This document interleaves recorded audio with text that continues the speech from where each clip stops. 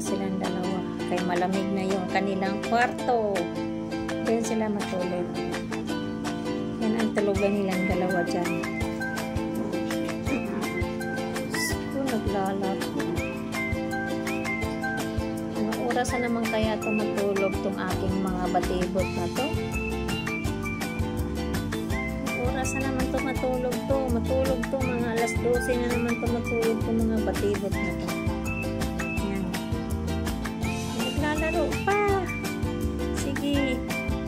Yan. Itong ating anino. Hindi yan nagpapatalo. Oh. Papatalo ba yan? Malabong magpapatalo yan kay Magic yung anino na yan. Ito naman din isang Magic ko. Oh. Maldita yan. Isa rin yan. Paresan silang dalawa. Itong makulit kong anino, oh, sumunod na pa yan.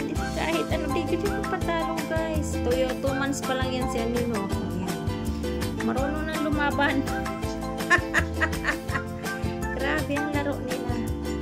Kagabi, anong oras sila natulog? Kasi naglaro, alauna na yata natulog ng mga to. Oh, dito lang kayo sa banig nyo. Dito lang kayo sa banig nyo. Dito kayo sa banig nyo. Kayo dyan sa sahig.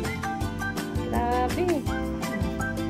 Ganitong mga ano nila dalawa, iti aking mga anak na grabe ka kulit. Dito na kami sa kwarto. Malamig na yung kwarto namin. Nakahay talaga ang lamig nito. Kaya ayan, happy sila. Anino! Anino! Happy ka na? No! Anino, happy ka na? Sige. Yung makakulitan yung dalawa, ay pagkain sila doon tsaka tubig kasi si anino madali lang to nagugutom, naghahanap ng pagkain pag madaling araw.